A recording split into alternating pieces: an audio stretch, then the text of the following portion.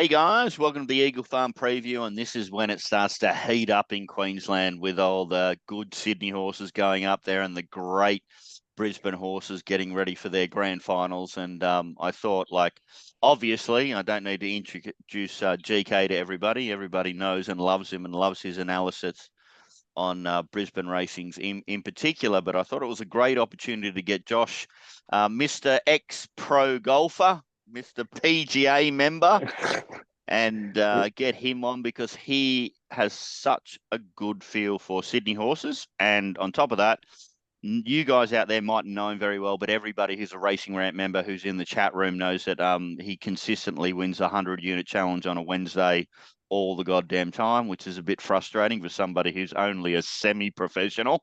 So that's always disappointing. But Josh, how you going, mate? Good, Gordo. Thanks for inviting me on, and pleased to meet DK. I've seen many previews before with Nick. Unfortunately, Nick can't come, so first reserve in. Had a look at the program, and yeah, quite keen to bet, actually. There's a few horses. There's a few Sydney horses going up, so I know a lot of the horses going up. So, like you said, you're getting ready for the Queensland Carnival. So let's hopefully get these Sydney horses home. Let's find some winners because we're not going to be troubled with weather, GK, up in beautiful Queensland. Probably going to be on a good track, you reckon? Or what's it go? I'd say it'll be a 5. Yeah. It's just this track's had real trouble drying out, and it's cool for Brisbane sort of temperatures. So I think there's about probably only like 3 or 4 mils between now and Saturday. The way this track is sort of played recently is that they'll put it up as a 5, but it sort of plays a bit more like a 6. So it's a bit of a strange setup at present where the times don't necessarily say it's that soft, but you are getting a fair bit of kickback. And GK, we're seeing that in the breeding and performance of the horses too, aren't we? Like, you know what I mean? Like they are proven with a bit of sting out of the ground. Yeah, you definitely are looking for those that have got, at least some runs on the board with a bit of cut out of the ground. So I think it'll be the same situation. I've done my form on pretty much like a 5-6, and I think that's the way to go. And then it's really just how the track will play, because the track's been really difficult to work out of late. And there's been, I think the key thing right now is that we've seen, I think in the last 3 or 4 meetings, that the pattern has shifted pretty suddenly halfway through a meeting, where we've seen sort of inside then outside, and then we saw outside inside. Last week was a little bit different, where it seemed to be rails and run, but it was still a little bit tricky, where it seemed like it was okay to make ground on the outside early, and then later on you just had no chance. And okay, another comment, GK, 7-meter rail here, because I have this being pretty fair. But what have you got? Yeah, I mean, there was a 7-meter rail on 2nd of March, and I had it that it was advantage lane 1. It wasn't like ridiculous bias, but there was an advantage on pace. I just think with this rail position that I just want to be up and in. Like that's going to be the default position early on. And then just, monitor probably the first 3 races, because we've got a couple of races over, a mile, 1800. Once we start to see one of those sprint races, I think, which is race 3, I think we'll have a better gauge on how the track's going to play. Okay, that's a good point there. Don't go crazy stamping bias early, guys. Which I think everybody's gone a little bit mad about trying to stamp bias early, and they're making a lot of mistakes there. So that's an angle that we'll find out on Saturday. GK will be posting in the room, and Nick will be in there with his mounting yard mail as well. And Nick, he's like bloody he's like the weatherman, isn't he, when he's out on track, GK? Seriously, he must be out there like holding the finger. Yeah. Okay, let's find some winners. The first winner is that we should be backing Penrith to cover 11.5 and 12.5 in the rugby league tonight, but that's not what this show's about. This show is about Eagle Farm. Race 1 over 1,835 meters. And who wants to put their hand up and say, I'm better than Sooty? Negative. Okay, GK, it's you first, mate. Look, this is probably the race I had the least interest in on the day. I just thought this was a pretty tricky affair. Look, I know all of these pretty well, and I guess just based off the last run, I thought Basawa was probably the best last run. It didn't have a lot of luck last start, and maybe if it got out earlier, potentially wins that race. I think it's the starting point, but there's not a lot of substance to that form either.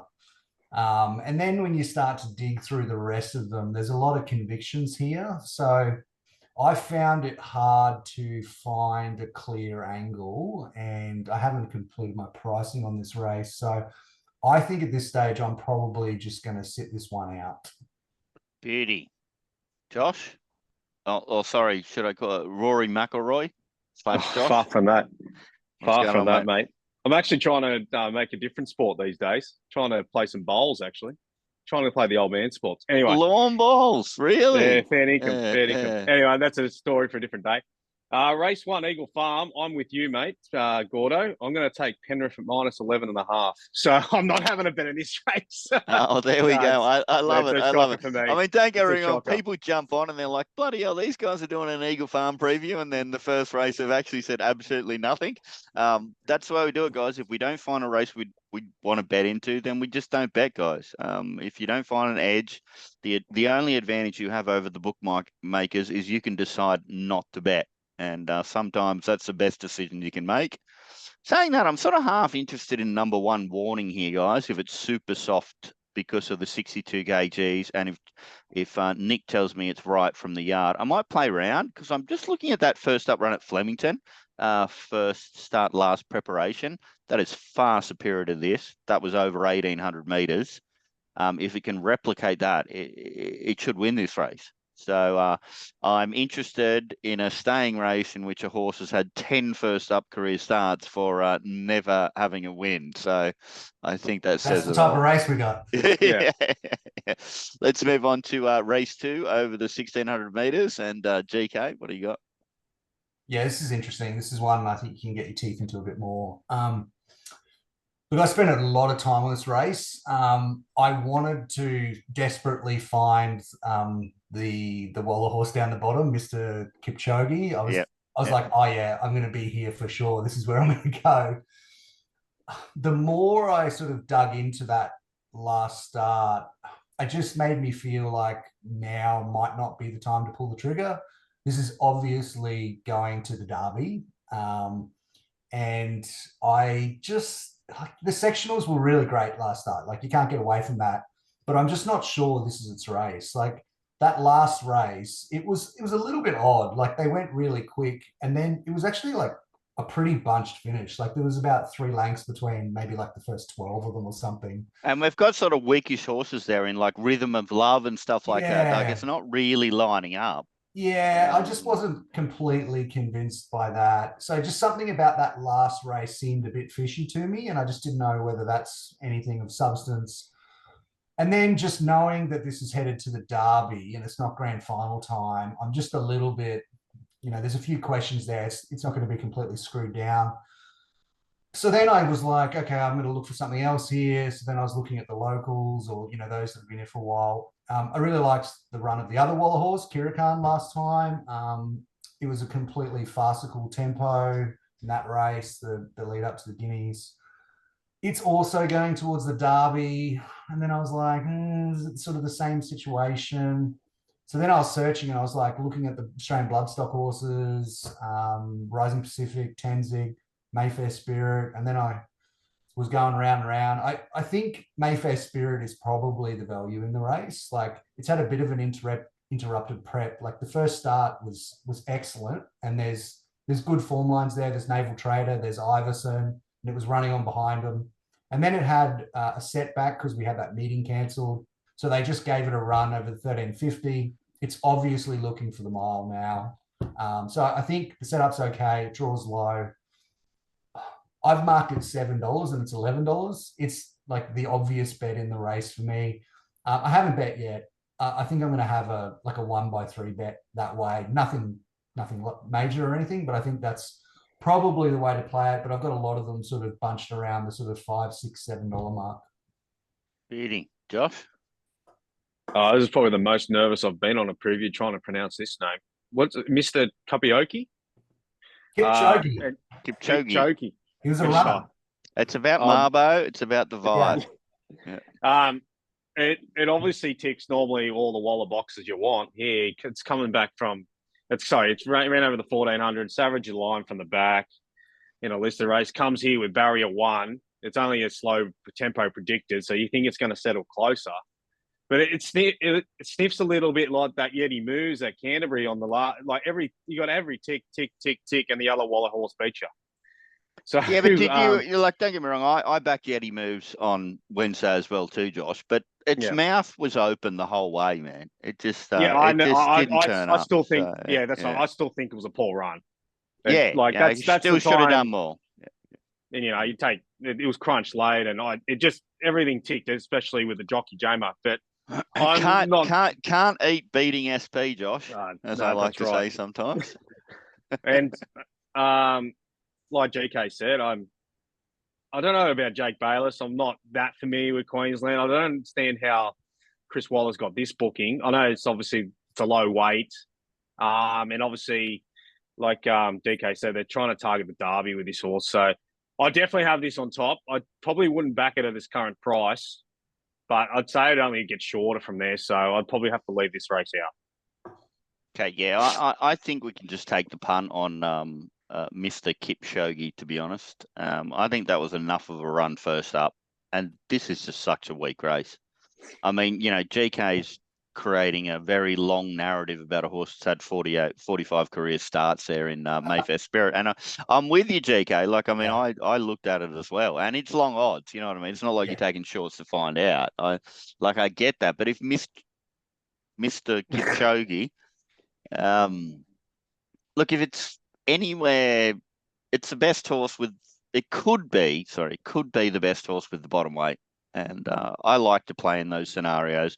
Particularly, I love Wallers from inside draws as well, because they tend to take more positive racing positions. And let's face it, guys, if it doesn't run either a cracking race or win this, we'll forget about the Derby then. Like, even if it's not your grand final, like, it doesn't matter. I noticed the Boom Bet, I think, is top odds at the moment, which makes me feel nice as well, because, I mean, they can't do form to save their lives. So, I love it when I see Sports Bet or Boom Bet or Bet 365 top odds, and then I know that I'm on the right track. So what's Jake Bayless like? What's he like up there? Is he? Oh, he's one of the better ones up there. Come on, GK. Man, you got nothing up there. What does Nick say? If you can sit on, you're a good jockey in Queensland. Yeah, don't know about this guy. I really don't like the jockeys that Waller uses up here. Like, honestly, Duplessis. No. Yeah, Duplessis is my bottom of the bottom, unfortunately. But that's I mean, like, this is a tricky one with that weight. So if that's the case, why the hell wouldn't we be backing number 3 Rising Pacific? Because there's a proper gun jockey on here, third up. Yeah. But neither of you have mentioned it. Number 3 Rising Pacific. It was one of the other ones I had, but I've got it like pretty much at market price right now. Yeah. So, like, Sorry, it's either, for me, you either back 15 or you don't. It's like your narrative is perfect, mate. I think it's clearly the best horse. It comes out of the best last start. Like, it's a barrier 1. It's going to settle closer. It's a bloody lot of ticks, but I'm a big question mark about the jockey. I think in my database in the last 2 years, I don't think he's rode for Waller, which maybe I've only got New South Wales, but that's what anyway, I couldn't get over that. Beauty, let's move on to race 3 of the 1200 meters. And GK, who do you like? Yeah, this is better. This is really interesting. I'm really looking forward. To the Sydney perspective here. Look. So I'm going to probably take the contrarian view here. Typhoon Tavi is going enormous. So the last few starts, they've really smashed the clock. And I think obviously rail 7 meters, that's going to suit. Fenlon has rode the horse well last few starts, just got to the front and then sort of kicked away on the turn. I guess the negatives here for me are that the form is all at Doomben. And, that style of ride, it can work really well at Doomben because of the speedway effect, right? You get to the front and then you just push the button on the turn and they can't run you down because there's no straight left. So that's a really typical sort of Doomben sort of tactic. It doesn't usually translate to Eagle Farm all that well. So there's that aspect. The other part is that I think that this is a harder race. By the way, we've got the one run at Eagle Farm there, Yeah. GK. You know what I mean? That is Manhood Hatchet. That's sort of that's the run I have in my head in a way, is that it was slightly different where she didn't lead, but it was one of those where it was run down late. And I think that's the Eagle Farm effect on display there, where at Doomben, it's much more likely that the leaders are going to hold on when they do what Typhoon Tavi's been doing. Look, I just think that the price is too short now. I understood, okay, I think they opened $2.90 or something, which, that's completely fair enough. But we're now in the $1.70, $1.80 range. And for me, I think that's unders. I think the question mark in the race is actually Show High. You guys know this horse, but I actually think it's over the odds. So it was $6.50 earlier. We had each way odds. It was $2 a place. And personally, I would just prefer to have an each way spec there than to take $1.80 Typhoon Tavi. And where does it get through to from the wide barrier there? If it had drawn better, I'd just stamp it pretty much, GK. But what? I think it's going to go forward. Well, that's in my head, when I've looked at the map, I think that the only choice here is they go forward and they sit in the first two pairs. And I think that they can get across. If CJ can get one out, one back, then we're cooking, right? I think at $6.50, I'm prepared to take that risk rather than take $1.80 Typhoon Tavi. Look, I know this horse pretty well. And I think that the last prep, especially towards the end of that prep, it wasn't great. But I think this is a freshie, this horse. When I look at its figures, I think that most of its best runs have been fresh. And I think if it doesn't do anything here, we can probably just pen it and it's probably gone, right? But I'm prepared to take that risk here against this quality of horse in Brisbane. Yeah, because you've got such a good feel for the stables up there, GK. I didn't think that Schweder was necessarily an early prep trainer. Well, if you look at the horses he's inherited recently or he's taken over, quite a number of them have gone really well first up, second up. I think an obvious comparison here is Daytona Bay, right? Yeah. Now, straight away that horse was up and running. And I can see a similar scenario. Okay, so my thing, looking at the figures and with the change of trainer as well, you get one of these gun well-bred horses from the Hawk stable and you take over the trainership of it. You'd want a decent run first start with it, wouldn't you? I think there could be more intent. And then just a comment on that trial at Deegan there too, GK, before we move on. Yeah, I thought it was really nice. I thought it was a really nice trial. I thought the horse moved really well. It was nice, quiet. So I thought it was a tick. Beauty. What have you got, Josh? I actually backed Typhoon Tavi last start, and I was obviously happy with the result there. Now we're taking worse odds in a stronger race, and like GK said, we're going from Doomben. DK, you calling him? Geez, that's a bit of an insult. GK, you just got called DK. Eh? Are you back in Maidens out in country Victoria? Are you? Absolutely not.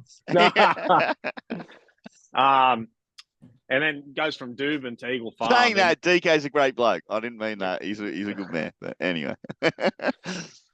Sorry, Josh. Yes. It definitely crosses here, doesn't it? From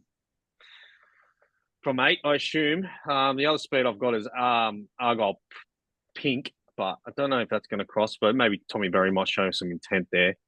I'm the same as with Shoe High. I think I don't know if it gets across. If they do go forward, I assume they do go forward with CJ Graham booked.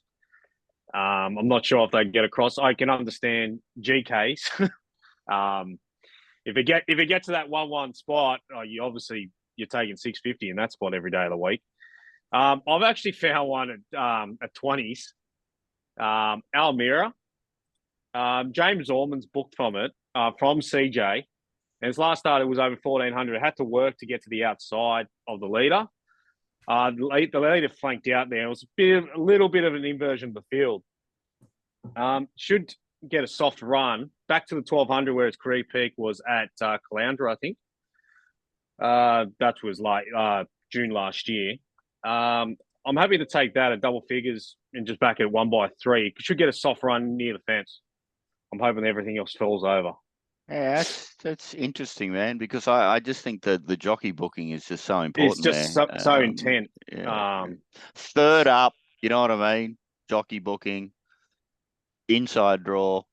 Yeah. Look, I'm going to back number 9, Show High, guys. If it can replicate some of the stuff it's done, it should just be winning this race. Look, man, like, as I say, if it wasn't out of 13, because I think they could, you know how sometimes with these trainers when they've got wide draws, guys, they just tag, you know what I mean? They just go, okay, well, whatever. Like, don't do that. Don't do that. Please don't do that. I just don't think there's that much speed. Like there's a little bit like inside, but there's actually not that much drawn middle where. And like, you know, one of the things I did when I was thinking about this race is I went back to like the last 4 or 5 starts for this horse, and I just wanted to see how it jumped. How does it jump? Does it jump clean? You know, does it jump, you know, with them, ahead of them? And it generally jumps really cleanly and really nice, and then they make a decision. There's just the one decision here. Just fucking go forward. CJ, if you're listening, there it is. Yeah, well Kelly Schweida should be the one making the decision there. Like, he should just tell CJ what to do. Like, well, if it jumps good out of the gates, obviously being an ex-Hawks horse, they'd like to be ridden where comfortable. So I think, like, obviously booking with CJ, I think if it jumps good, it's going forward. But obviously that's the risk when you have to take it 650, like, look at the run at Randwick. I know it was against Dallahat and Contemporary or whatever, but it's a great fucking run. Yeah, that's right. But it had TC on it, CK. Yeah. And then Tommy tags it from an inside draw last start. That is such a strong race, that Rosehill run over the 11 as well. Yeah. This horse has got some serious ability. Glenn told me, he said, "This is a cracking type." I love the breeding of it as well. I've marked it $3.50. Show High.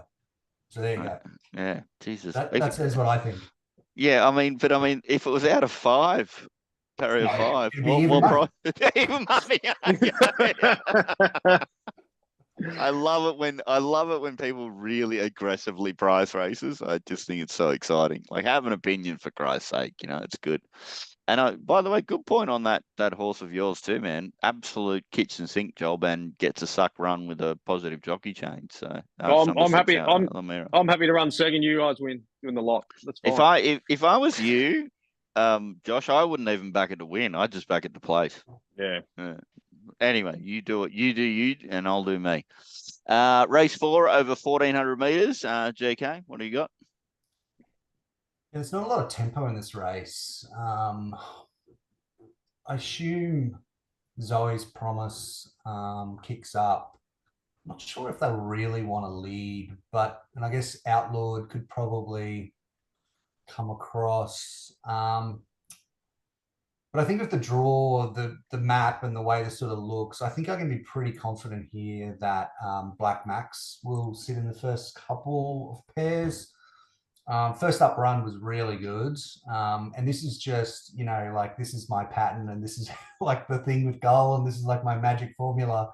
Just first up, drew wide, snagged to last, second up, draws low. We know what's going to happen. We're going forward. Oh, to be honest, he's just like, he's not a very private person, Golan, is he? Like, seriously. It's brilliant.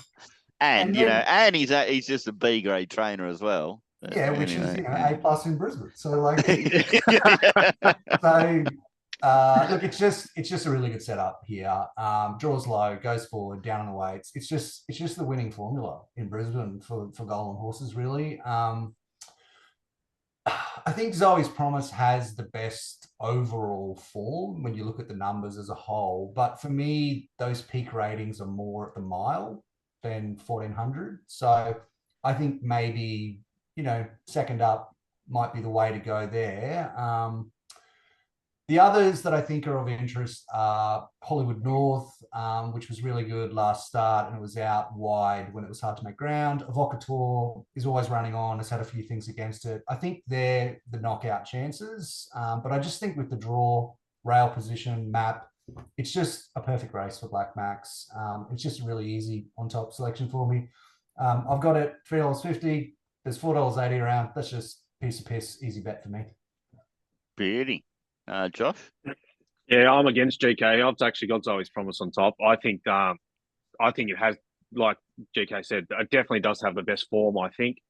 It's going to be in the first two. I don't think they would want to lead, but they might have to, how slow it is. And if you look at its trial form, from the 27th of the 3rd, where'd it go? Yeah, it's at Beaumont against Bethencourt and Celsiano. Bethencourt, there's so many winners out of that race. Yeah. Sorry, my computer just, how you going? There we go. Yeah, you got Bethencourt. Bojangles won very stylishly in the provincials. And then it led that race in that trial. Looked like it's hard to tell with Chris Lee's trials how much intent. But from the inside barrier there, it went straight to lead. And I liked its second trial. And then first up last prep, I only just lost to Mars Mission. Wizard of Oz, I know it's a bit of a stale. But then the start after that, I know we're not talking second up, but it ran its peak over 1400 against Lekvart. Lekvart was absolutely airborne at the time. Yeah. So I'm willing to take that. And we don't have to rush in. It's first up. I think everyone's going to come into Black Max with that kind of setup with Golan. So I'm happy to wait and bet. I think number 3, Zoe's Promise, is a moral, and but we don't need to rush into the price because we're 60 kgs first up, which means, it doesn't always happen, but generally the syndicates against variables like that. That run against to Lekvart there, like seriously, like it'll shit this in. And you know what the weird thing is? We're looking at these first up stats here of 5 first up runs for pretty much doing nothing. More recent form is the most important form, okay? And its 2 last up runs are better. Now, you mentioned the one against Mars Mission. That it wasn't comfortable at all there and did a bloody good job, okay? And that it carried weight on that occasion. That run is still good enough to win this race. And then we look, obviously, the most recent stuff is the most important. And what was the other one? The other one was at Flemington over 1400 metres against Meredith and Is It Me? Its first up stuff is just so superior to anything in this race. And the trials indicate to me that it's not like the horse has gone off or anything like that. Like it's airborne. So that trial at Beaumont, I had it down in my black book off that trial, and then I already knew that if I watched the second trial of it and it did nothing because it was a Chris Lee horse, I didn't even care. They just know, okay, we've got it right. The next one can be irrelevant, and it was still a fairly decent trial. Although I did back Amakura off that trial, which didn't do much on Saturday, wasn't it, when I backed it? But I'm really keen on Zoe's Promise, and let's take it. That GK. Josh and I will take you on for either $1 billion each or 500 million a piece. Because I'll take $1 billion each. You got to shake, GK. Look, obviously I had it clearly second pick. Like I just think one of those two are very likely to win, right? It's just I had the prices the other way around. The other way around. Yeah. Like I just think it's. Those two deservedly are going to take up a lot of the percentage, and I'd be really surprised if one of those two don't win. Oh man, Zoe's Promise is just it's like a perfect storm. It's like bloody what's the name of that movie? Point Break. I'm and you can call me I'm not Keanu Reeves. I'm the other fellow that's died. What's his name? Patrick Swayze. I'm Patrick Swayze. Yeah. I'm perfect storm for Zoe's promise. Race 5, 1,300 meters. GK? Yeah, it's a good race. Look, I think the map is interesting. Like I think Weagle Tiger obviously lead. And then I think after, what will sit in behind is a bit more of a question mark. It's a little bit less clear. Astronomer, Veloces will be there. But the two that I'm most interested in are where Inhibitions and Keep Your Cool will be. I really liked the wins of Keep Your Cool this time. I thought they've been really good. I like the progression up and trip. I really loved the way it finished off last time. There was $6.50 around. That was the starting point for me. I've got it on top. And I've also had something smaller, Inhibitions. And I've just put a line through that last start. Like, that's just a complete forgive. I don't think Inhibitions is any superstar, but this is definitely the right grade for it. I think Weagle Tiger is unders. I've got it close to double that price. I just do not think it's up to the Mexicans. I think the Mexicans own this race, and I think one of them is going to win. Oh, now New South Wales and Mexicans too. I love it, GK. Yeah. I was just looking at my form guide. I said, did I miss the Victorian horses? No. Mexico starts at the Gold Coast. Josh, what have you got? I've got Keep Your Cool on top. Obviously, the Sydney form comes from Gosford. I loved its last 100 meters. It was, tagged back from a wide barrier. Mid barrier. It was 3 wide with cover at the rear. Tight tracks. You just want to see him zip through that line, and that's exactly what it did. Obviously, the map is a question mark. Hopefully, Robbie Dolan can get in. But if he can get the room in the straight, I think it's going to be hard to hold out against this cattle. Beauty. Well, I'm backing number 10, Keep You Cool. It's the kind of run, as Josh mentioned there, when you're going to like a weakish track like Gosford or whatever, you're looking for a certain style of performance to indicate whether you can actually go to like a real race. And this is a real race. And do something. And it was that style of run for me. And then I'm what am I? 59.5. I'm 7 kilos down off that run. I just think that's a super easy bet. Saying that, clearly the best form in the race is Inhibitions up the top. But we're getting late preparation blue colours. You've been down to Melbourne, back to Sydney, up to Queensland. Like, it's not ideal, particularly for a stable that generally has like an absolute program in mind about what they're targeting. But I mean, Dominic Burns probably priced at about $1.10 or $1.15 or something like that. And let's hope the old dinosaur is wrong on this occasion. Anyway, I'm sure we'll get some feedback about that. Do you realize... Are you still marking them as par at the moment? Godolphin? They still No. I never changed with Godolphin too much, mate. Okay. They've got too much good cattle. They've got too much of a good operation. You just treat them on recent performances. You see, like I didn't change during that period. I mean, obviously you would have heard GP, but I think GP. No, I wasn't going to GP. Yeah. I was just going to my own style. I'm on the similar boat as GP. I just, they haven't they haven't climbed yet. I don't think. I think they're just flatlining a little bit.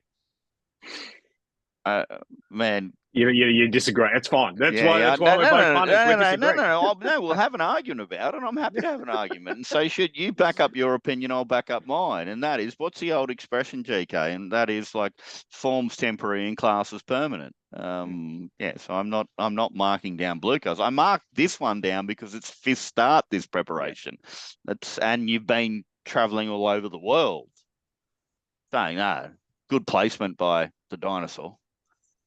Anyway, number 10, Keep On Cool on top for me. Race 6 over the 1,000 meters. GK, what do you got?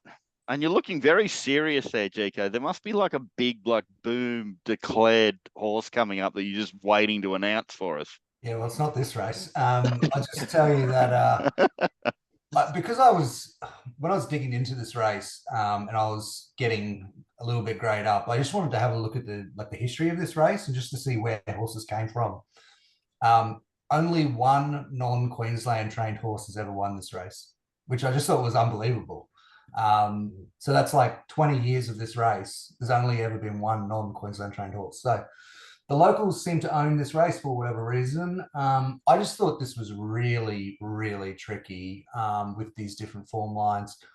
Mashani Lily's win last time was awesome. Like I was on track and it was so good. And you know, the time really backed it up. I guess if I was going to maybe try to pot a few holes in it, it was definitely leader favored sort of day. You wanted to lead, beat rails. That was definitely the place to be. Nonetheless, like you can't really take away what it did.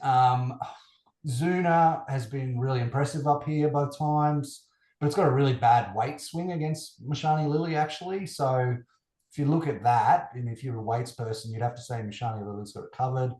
Pareto was awesome at the Sunshine Coast recently. And then you've got all of these others. Like I looked at the trial at Embassy and I was like, oh yeah, it's okay. I wasn't like blown away. Madrina's trials were decent. So it's just like going around and around and I didn't really know where to go. I'm $4 the field here. I want to see pattern on the day. If I find out that it's rails lead, then it could be that I have a really good bet in Shani Lily. If the pattern is down the middle or something, then you know I might reassess. But I'm just going to wait because I think this is the race where I really want to see pattern on the day before I decide what I'm going to do. You know what's really interesting is that we've got horses from Sydney and Brisbane and stuff like that, but they're all linked. We actually do have lines through, what is it, El Morzillo or whatever. Yeah. So it's a really interesting race to do. Josh, what do you got? Not for me, this race. Okay, sweet. I really wanted to put number 3 Embassy in the bin, but the fact that it came second to Can't Stand Ya means that I can't. And although, you know, GK's suggesting, you know, not the best trials, they were still both dominant victories, and that's not a normal thing for Snowden. They might have actually turned this horse on. So saying that, I'm going to level stake 2 horses here, and I'm going to level stake number 1, Lead Me On. Yet again, it's got those El Morzillo lines. I like that last trial at Doomben, and I'm hoping this what's that? Madrina. You're going to be on Madrina, aren't you? No, I'm not. I mean, you know, what can I say? It's a sensational race, and it's a race that I normally shouldn't bet into, but I'm just that excited about it. I think I have to. It's a strange one. We should also say that because of how much of a joke the track's been up here, because they've got the rail 7 meters, they can only have 10 fucking starters because they've changed the barrier position. Yeah. So that's just a farce. But you know, because of rail 7 meters at the start of the carnival, we can only have 10 starters. But you know what, the crazy thing is, it's going to be the best 10-horse field you've ever seen. Like there are could be some really good horses in this race. I'll just say to everybody that the 3 horse, I haven't decided yet, and well, let's wait for Nick from the yard. Maybe he can give me a push, but I really do want to back one of these 3 horses, and I haven't decided yet, and I haven't done anything yet. And it's number 1, Lead Me On, number 3, Embassy, and number 10, Madrina. And these Mashanis, I must have been corrupted by Nick Meredith, because I just sort of like look at them, and I just put the text through them, and it's just like just Nicky's in my head just going baked rabbit, baked rabbit, baked rabbit. He does say that a lot, doesn't he? All of them. All of them. Yeah, but I think it might be the exception to the rule, but we'll see. See that Sportsbet had Madrina $31. They went up $31. I don't know why they did, but Tab went up. I think it was $14. So someone took a piece of that. It wasn't me. Yeah, well, what do I say? If it's if Todd, Boom Bet 365 or Sportsbet are top odds, then you know you're doing something right. Let's move on to race 7 over the 1200 meters. GK.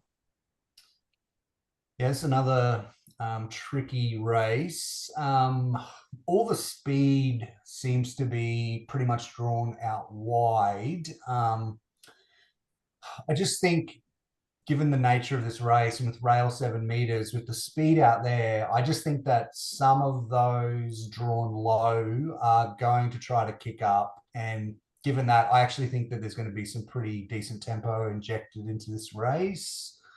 So with that in mind, I've sort of, with the map, started to look for something that'll just sit off this tempo. And the ones that I'm focused on primarily are, first off, Devastating.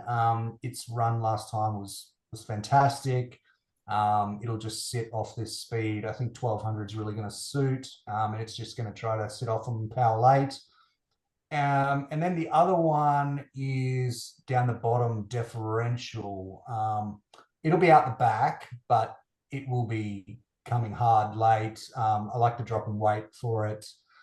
Barrier's irrelevant here. It'll go back. I think I'm going to play it with, I'm going to stake it around 65% Devastating, 35% Deferential. Pretty happy to play it that way. Warby, it's like, I think Warby's the favorite. $5.50. Yeah, I thought that was rock bottom, to be honest. So yeah, happy to go around that, and just small play here for me, but I'm happy to back those off speed. Yeah, interesting. Josh? Yeah, very tricky race to do. I think this is a race that Sooty would probably love, I assume. I couldn't back anything really with confidence. Obviously Devastating's last run was awesome, but I don't like its 1200 meter stats. I don't think it's ever won over 1200 meters. I think a lot of these horses haven't won over 1200 meters. The ones I found most of the Golden horses. So I looked at Immortal, same thing. It finished behind Extravagant Star, which we both have an opinion on, Gord, and went up for the kill up there. And there was another horse that come from that race. I think it's the other golden runner with Tommy Berry on board, Mashali. But I couldn't even tip you with something with confidence here. Okay, well, I can't wait for Nick's Mounting Yard Mail, because I want to back number 3, Orton. Yeah, that was the other one I had in mind. Yeah, that's interesting, that Shartin form, the Honkers form, isn't it? The Hong Kong stuff is like pretty good, man. Class 2, class 3 stuff. Yeah. So, look, I mean, if it's with us, I mean, I don't really know what to make of that trial. I mean, that was a really hot trial with vodka martini and stuff like that, but it was on synthetic. So, you know what I mean? I don't really pay too much attention to that. But that's what I was going to ask you, GK. So, who's this Melissa Kelly? I have no idea. Yeah. Well, nobody has any idea, do they? Yeah. I mean, how did she get this horse? Like wasn't this with Frankie Law? Yeah, major trainer in Hong Kong. Yeah. How the fuck does this no-name trainer at the Gold Coast get a horse from Frankie Law? That must be someone. Look, maybe I don't one know. of the owners sent it over. I'll tell you guys something off camera, okay? Yeah. I can't, because that's why I forgot to remind you, just because this show goes out to everybody, you got to be a little bit more cautious about what you say. Yeah. Okay. Yeah. Sweet. I'll tell you something off camera. Sorry, guys out there that are watching and just saying, "Gordo, you're a fucking cunt." But anyway, shit happens. Race 8 over 1200 meters. GK. Yeah, this is where we start to get serious. So this race has changed a little bit, because initially Front Page was just nommed and they weren't going to run, but because the weather looks shit next week, they've decided, oh, we're gonna have a crack. So that obviously changes things massively in terms of map and tempo, right? Obviously, Front Page, Prince of Boom, lead, Petronius is probably just there, trailing them. I said before the last run that Prince of Boom's back. I know we disagreed. Yes. You disagreed. Yeah. I'm convinced this horse is back.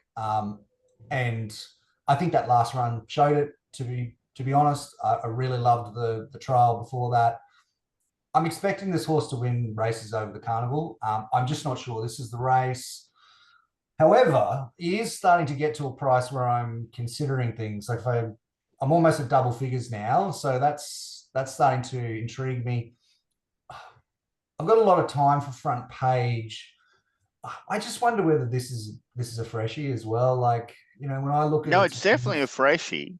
Yeah. But the thing is, like, it's not freshie run still might be good enough to win the race. Yeah, maybe. But, you know, I also look at the conditions of this race. Like, you know, this is weight for age. And, you know, front page has never won a group race. Like, you know, like it is a bit of a hello, Mark Lambourne. Hello, Mark. You know, like, come on. Like, so for me, I'm just like, no. Then I'm like, I look at, you know, a horse like Wee Nessie, another horse I really like. It's going really well. But for me, it's just a mare's grade winner, right? Like that's a horse that's going to the Tiara, and it'll be really competitive in the Tiara. It's just not here for me, not this race. So for me, it's really about the Queensland horses. And look, I think Uncommon James, this is a perfect race for this horse.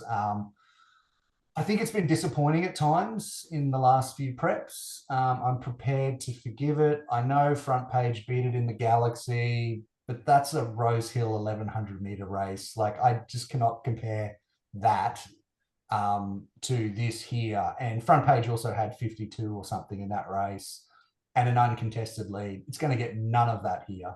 I think Uncommon James is just going to be stalking them. I think it's going to be super hard to beat.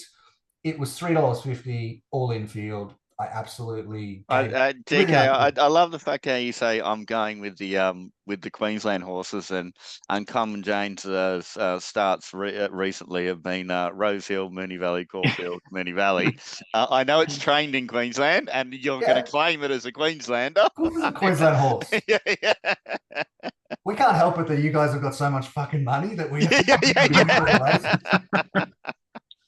Look, for me, I just think this is perfect race, Uncommon James. And like the only danger for me is Antino, but I just don't think 1200 meter here is really its go. The trials were average. It's had all sorts of minor issues.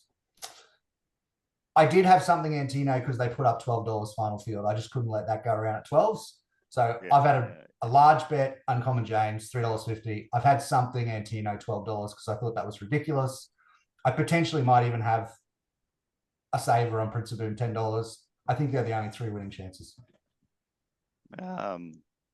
Yeah, I just see. I've got in my notes Antino is definitely a freshie.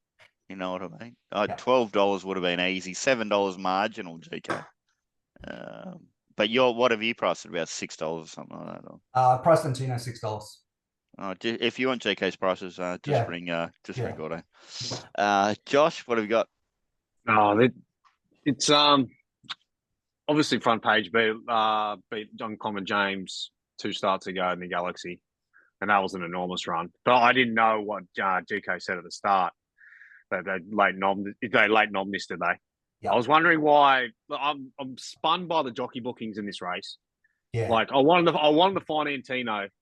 It's just, you know, I love the horse, but why is Jurek on it? I don't understand. Ormond trialled it twice, and I know Vlad's a very good jockey in his own right. But, like, is he the top gun for Golan now? Is he? I just couldn't figure that out. That's an owner decision, that one. Okay, is it? Okay. There's a bit of history there on them thinking Ormond didn't give it the best right. Well, in Victoria, I remember he got stuck on the fence. I love how you actually thought before you made that comment there, GK. Much appreciated, mate. Then we don't have to cut anything out of the show. Josh, it sounds like Jesus. Sorry. Okay, that's all right. It sounds like you're struggling to find a bet, mate. Is that? Yeah, the jockey bookings just full spun me out, and like if front page was here to win, I thought Tyler Schiller would follow. That's how I saw it, because I know he's got a big connection with this horse, and he's got a big connection with this horse, and they've got Andrew Malian. Like, he's only got one other ride in the day, which we think is hard to beat, but he's like, against these jockeys, he's probably one of the bottom ones. I've got to say, it's a fantastic race, isn't it? Oh, it's awesome race. Don't get me wrong. I wanted to find something, but I couldn't suggest anything. I know that's nothing to help anybody, but I just found it very tricky with these jockey bookings and starter preps. And anyway, I'm in total agreement with you, Josh. I'm struggling to find a way. I can't get rid of front page like GK has. Like, it's got to be in there. Leader back in grade. Saying that, Antino, yeah, I've got it down as wanting to back it fresh. Uncommon James looks a perfect setup, and you've got the gun jockey on the program on it. Anyway, I'm yabbering away about a race that I probably won't bet into. Race 9 over the 1,600 metres, GK. Well, I've got another terrible stat for you. You know how I said that other race that Queenslanders always won? Well, this is a race that Queenslanders never win. So no Queensland trained horses won this race for over 10 years. And I think there's a reason why, because all of the good horses come out of the Sydney Carnival, and they come off up here, and they just pick off these early races like they're picking fucking olives off a tree or something. Yeah. This is just, at first I was like, oh, this is going to be really complicated. I'm not sure where I'm going to go on this race. And then I did about 10 minutes of form, and I was like, no, this is really simple for me. I'm just looking for Sydney form. And then I just went for looking for the race that I thought where the best form came from, and that's the Ducasse race for me. The form through that race is really good. It's that race on the 6th of April. Multiple runners have gone really well out of it since, including Kintyre, Firestorm, which should have won up here. I just think Ducasse and Kintyre have lengths on these. So I've had a really good bet. Ducasse, $7.50. I'm going to map position, GK, from 16. Well, I think it's probably going to be 3 pairs back. It could be potentially be 3 wide, but it could have cover. I'm not too concerned by that. If it gets cover and it's 3 wide, that doesn't bother me necessarily in this race, because there's a lot of horses here that I just don't think are very good. Like I honestly, I think I can pretty much pen all of the locals. I know them all very well. I just do not think they're up to. They did have some hype about them, those locals, but they were going to cure cancer at certain stages. You've kicked them out of bed, GK, have you? Well, it's because they were running against, our cattle, right? Like, it's different gravy now when we've got these, Group 1 performers from Sydney. It's just different grade, right? We just know that. So, look, yeah, I've had a good bet, Ducasse. I'm going to have something Kintyre as well. Probably maybe 25% stake Kintyre, 75% Ducasse. There's others here that I'm sort of interested in, like Port Lockroy, Razors, Roderick, but I just think that's B grade compared to the top 2. And I just think the local stuff's pretty much E and F grade. So really, really simple. Backing those 2, I think one of them wins. What about track conditions there? With it being like a better track than 1 or 2's recent runs. Well, I think they're still going to be given this ground. Okay, sweet. Josh, what do you got?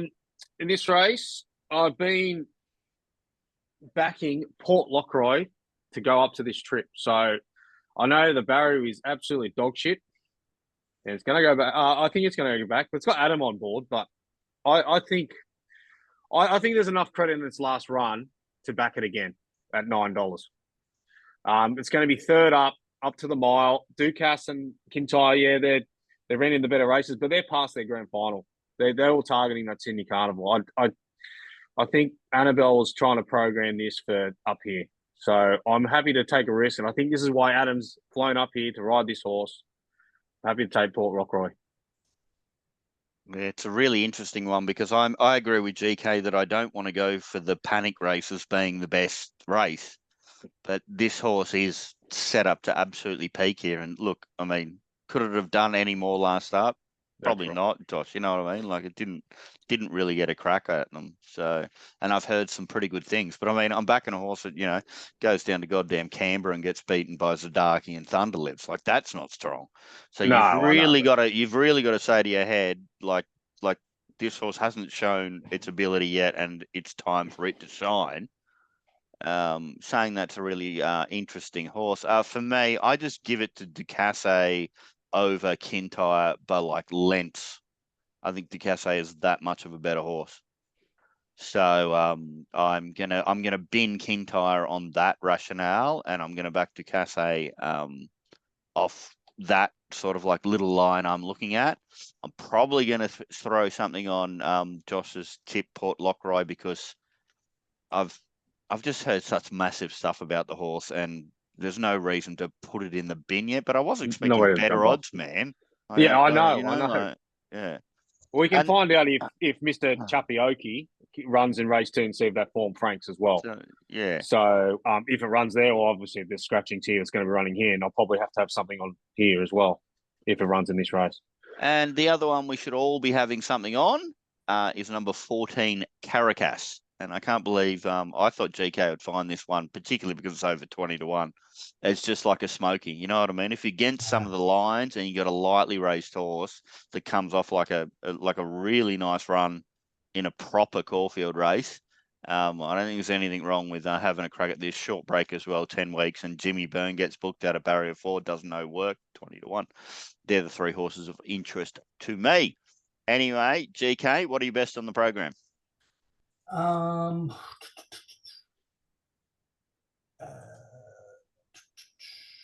see. Uncommon James would be my best. And then good bets, Show High and Ducasse. Beautiful. Josh? As always promised, it's a perfect situation. Like Gordon said, 60 kilos, should drift, get on. And I've also got one at Muswellbrook tomorrow. Hopefully run, if they can make ground, Super Freds in race 8, if they can make ground. They're really nice in the worst part of the ground. And Josh, you're not an owner. You haven't spent all your golf money buying horses, have you? No, I've only got one slow one. It's all right. Okay, so this is a form selection at Muswellbrook tomorrow. No, I've only got a distance horse, so I don't bet distance races, so that's perfect for me. Yeah. That's the secret. GK, what a great idea. Buy distance horses, because then you don't ever have to back your own horses.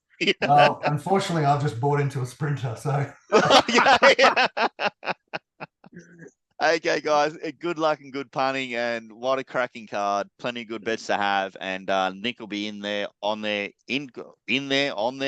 course with his finger in the air, checking the weather, and tell us which one of these horses is looking sensational, because there's a few early preparation horses that might have made considerable improvement, or if they are first up, they might have come back with a glowing coat. So jump into Racing Rant and Nick's Melbourne Yard Mail.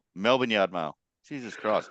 Because I'm just thinking like MYM, but it's Mounting Yard Mail, not Melbourne. Well, he called us Mexico. That's what spun me out.